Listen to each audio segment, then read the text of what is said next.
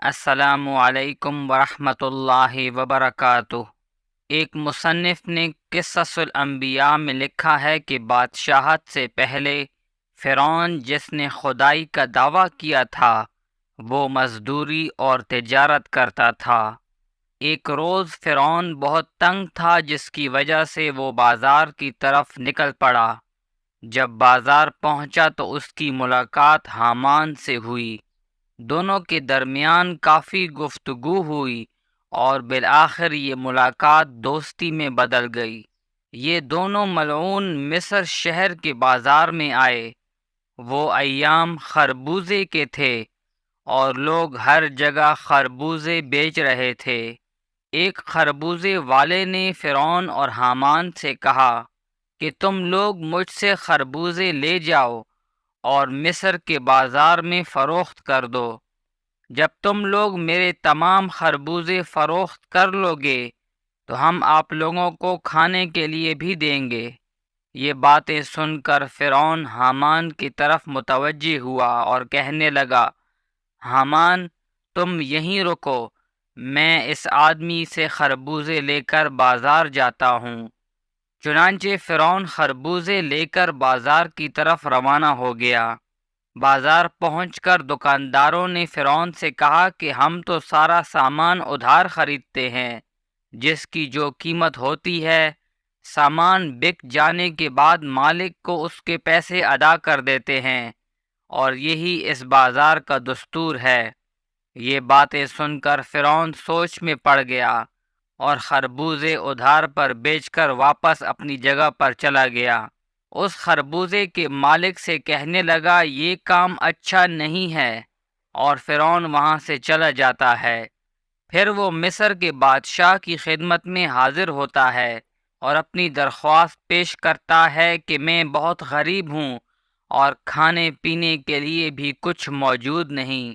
اگر اس مصر شہر میں میرے لیے کوئی کام ہو تو میں اپنے بادشاہ کی خدمت کے لیے حاضر ہوں۔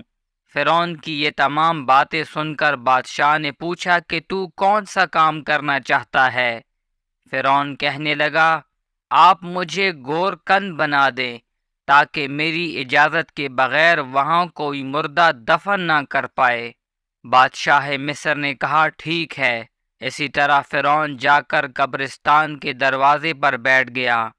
اللہ کا کرنا ایسا ہوا کہ اسی سال مصر میں ایک وبا پھیل گئی، جس کی وجہ سے مصر کے بہت سے لوگ مرنے لگے۔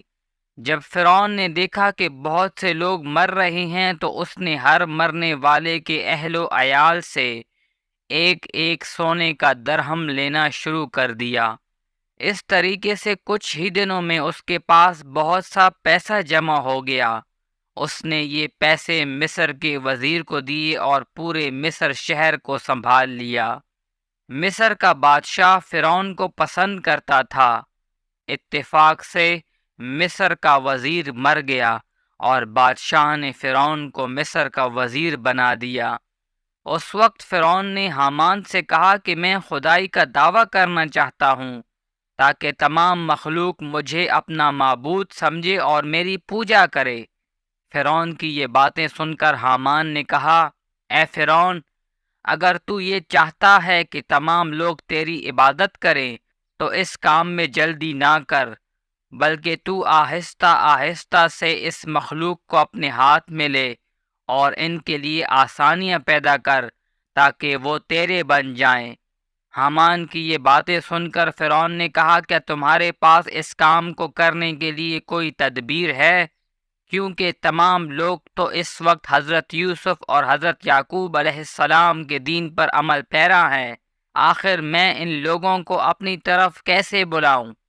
حامان نے سوچ کر کہا کہ کسی طرح تم خزانے کو اپنے ہاتھ میں لو اور لوگوں کے لیے 3 سال کا ٹیکس معاف کر دو۔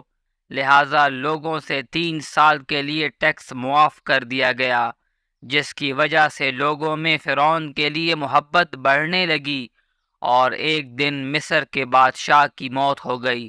اب مصر کا کوئی والی وارث نہیں تھا۔